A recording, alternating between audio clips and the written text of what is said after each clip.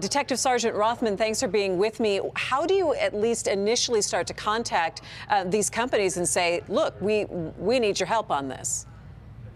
In many cases, some of those companies, in the company in particular that helped out with Christine Castiglione's case, as well as Kim Lucell's case, is Orthram, and they partnered up with MSP for a while, but Livingston County was able to work with Orthram and able to really make the link between Charles Shaw and both Kim and Christine.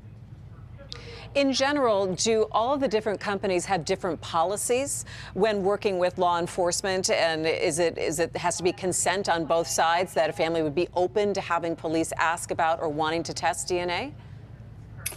In many cases, it's up to the law enforcement agency whether they're going to send any kind of DNA or any kind of evidence to some of these companies. So it's an understanding between, in our case, MSP and whatever company that we're going to work with. We try to work through our lab. So, our lab are the one that kind of makes the connections between MSP and those type of companies. Is there anything that if I go to a DNA testing company that I have to give consent or to check a box that, yes, any kind of evidence can be used or can be used to help in some kind of police investigation? A lot of the companies that we talk about, Family Tree and a lot of those companies, when you want to research your own family, there is a checkbox that you would check to say that it's okay for law enforcement to be able to use your DNA in these type of investigations. A lot of that depends on what company you're submitting your DNA to. Is it one of those things that you would like to, I don't know, either convince people or let them know that that's an option for them to do, that it's not, that there is still privacy involved? Yeah, I understand the concerns. You're literally given a part of yourself to, to these companies to be able to research and do things. But at the end of the day, we can see the result of some of those, not just in Kim and Christine's case, but throughout the country, cases are being solved based on, good, honest people submitting their DNA to try to find their own family lineage, and in the process, helping solve cold cases. Yeah, Detective Sergeant Rothman, why don't you go ahead and give us an idea of how many cold cases are out there that then are viable enough to say, wait, we need to go back and take a look at this. This really was astounding, the work with the Michigan State students and being able to bring all of this together. Yeah, it's hard to tell what cases we have because many cold cases are in such disarray. So one of the reasons we brought students on board with us here at MSP was to go through each one of our cold cases. So in our district, we cover the first district, and we have a little over 60 cold case homicides. That's not including missing persons or unidentified people.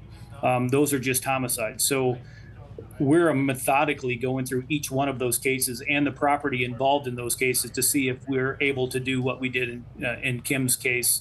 And what the Livingston County Sheriff's Department did as well to help link these together. Yeah, I mean, Karen, showed us really what the reaction of the family was, and then really that's the end of the day, what you look for in terms of giving the family some kind of relief in this situation. But what was your reaction in terms of working this case and working with the students and saying, oh my gosh, look what we were able to do here with this DNA evidence? Well, it's very emotional. I mean, you do this job to try to help people, and that's what most people do when they start in law enforcement. And then, of course, the job kind of weighs on you after a few years. What the students bring for me personally in this job is they bring an excitement. They remind me that I have a purpose here to be able to, get excited again for the work that I do. And, to be able to bring closure to a family is kind of the ultimate, gift. It's a privilege to be able to work on these cases. It's a privilege to be able to sit down and talk to family members about the worst day of their life. And hopefully we can bring some closure to them and some hope as we move forward working in this unit. And I can only imagine as our technology continues to change and the tools will change for you, that there could be more possibilities with other cold cases. What other technologies are you watching or looking for when it comes to being able to go back into some of these older cases? Well, the advancement of forensic genealogy is huge. I mean, that's a game changer when it comes to cold cases. Of course, DNA is always new technologies are always happening. Different companies using different techniques. You know, just within the last 10 years, the amazing amount of technology uh, has been astounding, and who knows what tomorrow brings, right? So one thing we look at as cold case detectives, and in many cases we only have so much DNA, if any, in some of these cases. So we have to really choose and be wise on whether we submit the DNA that we have for today's testing, or maybe we hold off for another couple of years to see if technology is better. Because once you use up your DNA sample, that DNA sample is gone. So you really have to, you can't just jump on everything that you see right away. You really have to be strategic. You have to make some decisions, meet with the lab, and get their input on whether we should use up the DNA that we have or wait for new technology down the road. Yeah, make sure that there's value in that. I think some of these kids are going to hit you up for a job. Yeah, well, we hope so.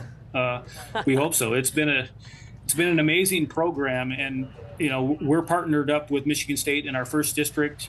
Our second district is partnering up. They have a partnership with Madonna University, and looking at Oakland University.